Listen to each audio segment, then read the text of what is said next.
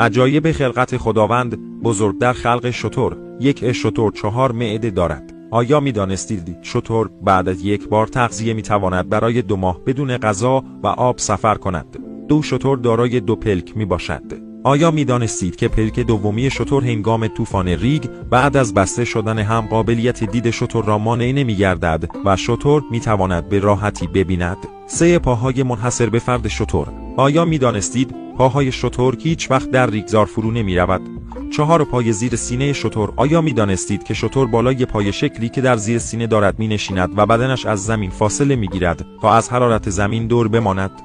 5 کوهان شتر. آیا می دانستید کوهان شتر بستر پر از چربی و مواد مغذی برای تغذیه شتر است تا در وقت نبود غذا از آن استفاده کند؟ 6 سیستم ایمنی بدن شتر. آیا می دانستید بدن شتر در مقابل هر نوع میکروب و باکتری مقاوم است و شتر هیچ وقت عرق نمی کند؟